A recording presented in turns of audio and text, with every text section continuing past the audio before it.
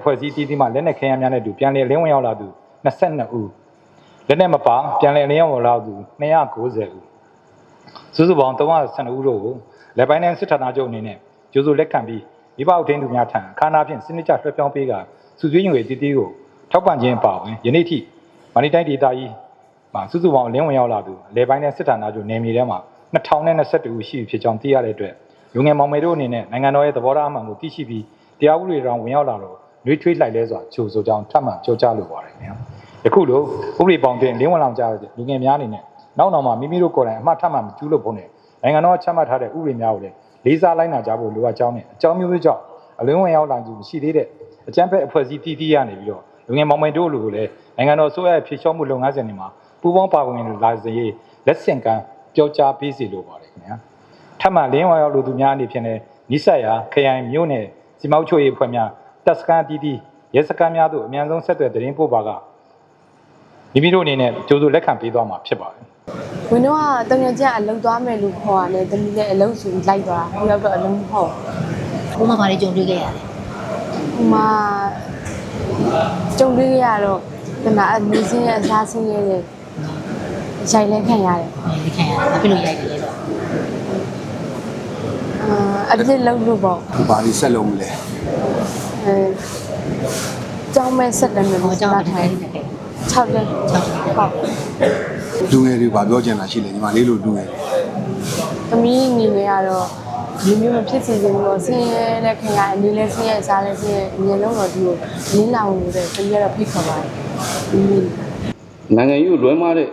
လက်နက်ကင်လမ်းစဉ်နဲ့ဖြည့်ရှင်းတဲ့ဒီလမ်းအားဆိုလို့ရှိရင်ဆယ်စုနှစ်တွေကြာတဲ့အထိဘလို့မှရလက်မထွက်ဘူးဆိုတော့အားလုံးအသိပဲဖြစ်ပါတယ်။ဒါကြောင့်မလို့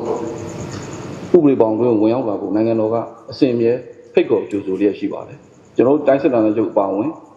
ကျန်တဲ့ဒေသအသီးသီးမှာလည်းအကြိမ်ကြိမ်အလင်းဝင်လာလို့ရှိတယ်လို့ကျွန်တော်တို့တိုင်းစစ်ဌာနချုပ်မှာလည်းအင်အားရာချီပြီးတော့မှအကြိမ်ကြိမ်အလင်းဝင်လာလို့လည်းအမြဲတမ်းပဲတွေ့ရှိနေရမှာဖြစ်ပါတယ်။ဥပဒေပေါင်းတွင်ဝင်ရောက်လာတဲ့လူတွေကဆိုလို့ရှိရင်လည်းအတင်းအဓမ္မအဆူတောင်းခံရတယ်။ရောက်ရှိတဲ့အရက်ဒေသတွေမှာဆိုလို့လည်းခွဲခြားဆက်ဆံခံရအနိုင်ကျင့်တယ်ဟိုကြတယ်အနေစားဆင်းရဲတယ်အသက်အသေးခံရမယ့်နေရာတွေဆိုလို့ရှိရင်အဲ့ဒီစိတ်ခိုင်းတဲ့သူတွေကမလုပ်ပဲနဲ့ဒီလိုမျိုးအခုဘာမှအကြောင်းအရာမသိတဲ့နော်ဘာမှမသိတဲ့သူတွေကိုအသေးခံခိုင်းတယ်ပြီးနိုင်ငံဝန်ထမ်းတွေကိုချင်းချောက်တယ်ဖမ်းဆီးတယ်တပ်ဖြတ်တယ်စက်ကြီးကောက်တယ်ပတ်စံတောင်းဒီလိုအကြမ်းဖက်လုပ်ရက်တွေကိုကိုယ်တိုင်သိမြင်ကြုံတွေ့ကြရပြီးတော့မှဒီမှားရင်းတဲ့လုပ်ရက်တွေကိုလက်မခံနိုင်တော့လို့ကျွန်တော်နိုင်ငံတော်နဲ့တက်မတော်ရဲ့ငြိမ်းချမ်းရေးလုပ်ငန်းစဉ်တွေကိုယုံကြည်လက်ခံလာမှာဖြစ်ပါတယ်။ငြိမ်းချမ်းလာနေလို့လေလူတွေဟာဆိုလို့ချင်းလက်နက်ကင်လမ်းစဉ်ကိုဆွန့်လွတ်ပြီးတော့မှဥပဒေပေါင်းတွင်းကိုဝင်ရောက်ကြမှာပဲဖြစ်ပါတယ်2024ရောက်ပြီ24ရောက်ပြီလားဟုတ်ခုအသက်ဘယ်လောက်ရှိလဲအသက်က20ဝင်တော့ဆိုတော့18ပဲရှိပါဘူးဟုတ်ကဲ့အခုကျတော့ဘယ်လိုချိတ်ဆက်နေပြန်ပြီးတော့ဒီအလင်းပြန်ဝင်လာပြတာလဲတငယ်ချင်းတွေနဲ့ဆက်သွယ်ပြီးတော့မှပြန်ဝင်လာပြီနော်ဟုတ်ဒီမှာဟိုဖြစ်တော့ပြန်အိမ်ပြန်သွားမှာလားဟုတ်အိမ်ပြန်သွားမှာဟုတ်တခြားပါတွေရောဒီဟိုဆောင်းရပေးမယ်လို့ပြောတယ်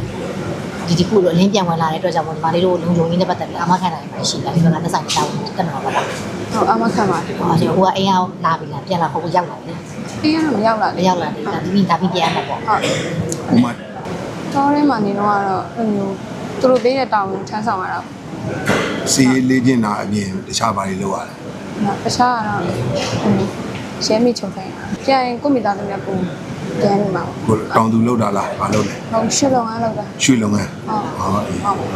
တ်